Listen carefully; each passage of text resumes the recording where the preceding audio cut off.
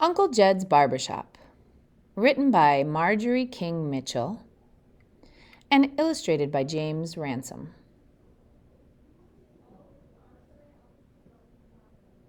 Jebediah Johnson was my granddaddy's brother. Everybody has their favorite relative. Well, Uncle Jebediah was mine. He used to come by our house every Wednesday night with his clippers. He was the only black barber in the county. Daddy said that before Uncle Jed started cutting hair, he and Granddaddy used to have to go 30 miles to get a haircut. After Uncle Jed cut my daddy's hair, he lathered a short brush with soap and spread it over my daddy's face and shaved him.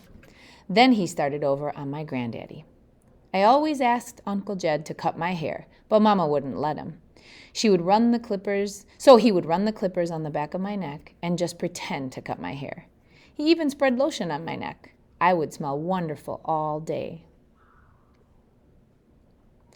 When he was done, he would pick me up and sit me in his lap and tell me about the barbershop he was going to open one day and about all the fancy equipment that would be in it. The sinks would be so shiny they sparkled. The floors so clean you could see yourself. He was going to have 4 barber chairs, and outside was going to be a big, tall, red and white barber pole. He told me he was saving up for it. He had been saying the same things for years. Nobody believed him. People didn't have dreams like that in those days. We lived in the South. Most people were poor. My daddy owned a few acres of land, and so did a few others, but most people were sharecroppers. That meant they lived in a shack and worked somebody else's land in exchange for a share of the crop. When I was 5 years old, I got sick. This particular morning, I didn't come into the kitchen while Mama was fixing breakfast. Mama and Daddy couldn't wake me up. My nightgown and the bedclothes were all wet where I had sweated. Mama wrapped me in a blanket while Daddy went outside and hitched the horse to the wagon. We had to travel about 20 miles into town to the hospital.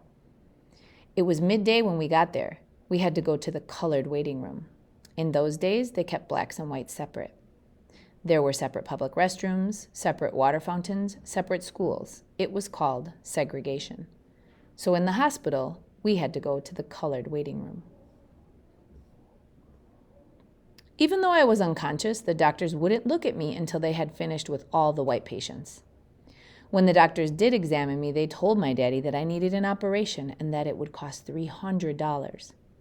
$300 was a lot of money in those days. My daddy didn't have that kind of money, and the doctors wouldn't do the operation until they had the money. My mama bundled me back up in the blanket, and they took me home. Mama held me in her arms all night. She kept me alive until Daddy found Uncle Jed. He found him early the next morning in the next county on his way to cut somebody's hair. Daddy told him about me. Uncle Jed leaned on his bent cane and stared straight ahead. He told Daddy that the money didn't matter. He couldn't let anything happen to his Sarah Jean. Well, I had the operation. For a long time after that, Uncle Jed came by the house every day to see how I was doing. I know that $300 delayed him from opening the barbershop. Uncle Jed came awfully close to opening his shop a few years after my operation. He saved enough money to buy the land and build the building, but he still needed money for the equipment. Anyway, Uncle Jed had come by the house. We had just finished supper when there was a knock on the door.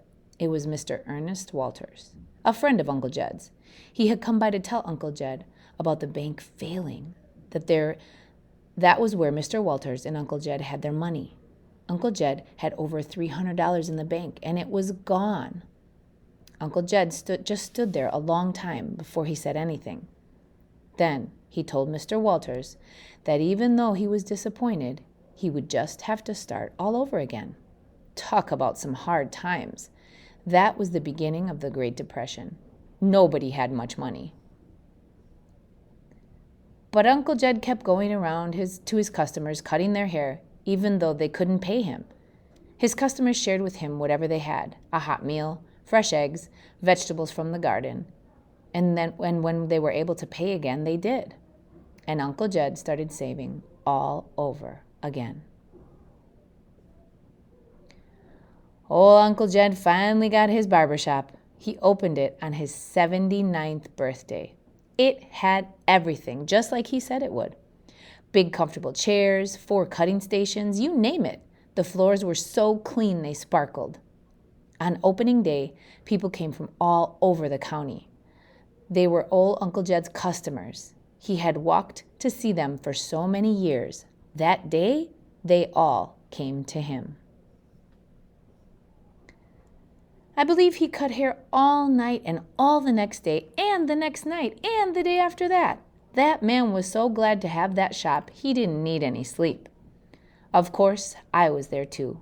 I wouldn't have missed it for the world.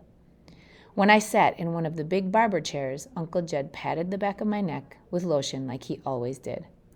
Then he twirled me around and around in the barber chair. Uncle Jed died not long after that, and I think he died a happy man. You see, he made his dream come true even when nobody else believed in it.